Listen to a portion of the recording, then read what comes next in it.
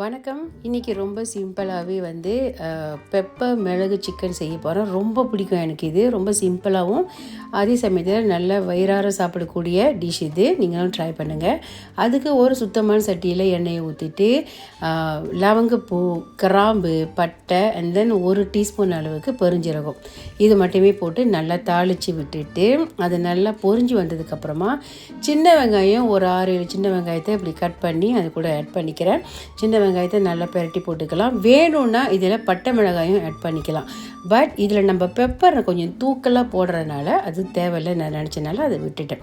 Okay, so இப்போ நல்லா இஞ்சி பூண்டு விழுது நல்லா தேவையான அளவுக்கு அரைச்சி அதையுமே நான் ஆட் பண்ணிக்கிறேன். ஓகே, இஞ்சி பூண்டு விழுது தேவையான அளவுக்கு கொஞ்சம் பக்குவமாக பார்த்து ஆட் பண்ணிக்கோங்க. ஸோ நெக்ஸ்ட்டு நல்லா ஃப்ரெஷ்ஷாக இருக்கிற கறி லீஃப் ஒரு கைப்பிடி நிறையவே ஆட் பண்ணிக்கிறேன்.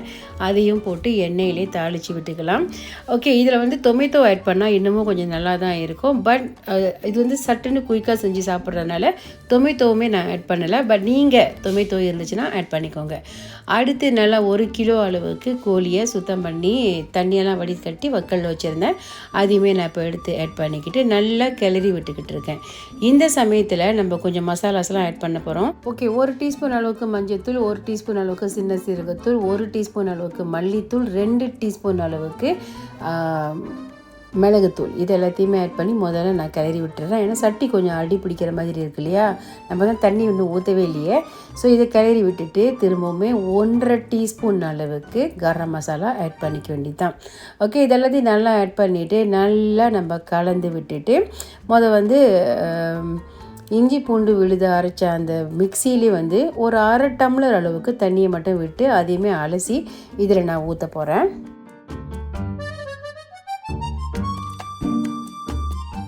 இப்போது இந்த பெப்பர் சிக்கனுக்கு தேவையான அளவுக்கு உப்பையுமே ஆட் பண்ணிவிட்டு நல்லா ஒரு தடவை கிளறி விட்டுட்டு மூடி போட்டு ஒரு 15 ஒரு 10 15 நிமிஷம் இதை நல்லா பெரிய அனலில் வச்சு நல்லா கொதிக்க விட்டோமா முழுதுமாகவே கோழி வெந்துடும். ஸோ அது வரைக்கும் கொஞ்சம் வெயிட் பண்ணலாம்.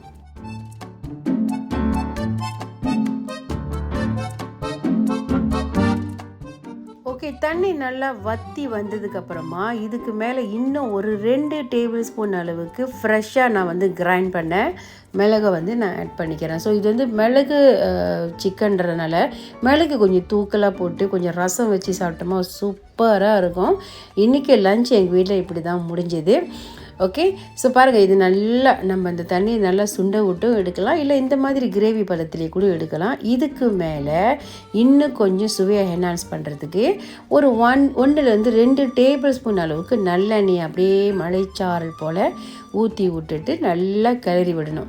அப்புறமா கொத்தமல்லியிலே நல்லா ஒரு கைப்பிடி அளவுக்கு சின்னதாக கட் பண்ணி அதையுமே இது மேலே போட்டு நல்லா தூவிட்டு நல்லா கிளறுன்னு கிளறி அடுப்பை ஆஃப் பண்ணி சுட சுட சோறோடு ரசத்தை கொஞ்சமாக ஊற்றி சாப்பிட்டோமா வேறு எதுவுமே வேணாங்க. அப்படி தான் சுலபமாக சாப்பாடு இறங்கிடும்.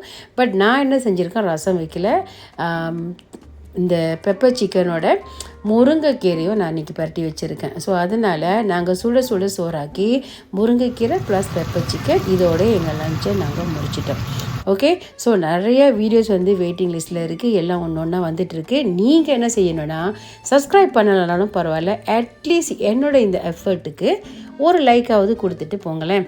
ஓகே, முடிஞ்சால் அவங்களுக்கு தெரிஞ்சவங்க கூட எல்லாத்தையும் கூட ஷேர் பண்ணிக்கோங்க. அடுத்த வீடியோவில் சந்திக்கிறேன். அண்டில் தென் டாட்டா, பாய்.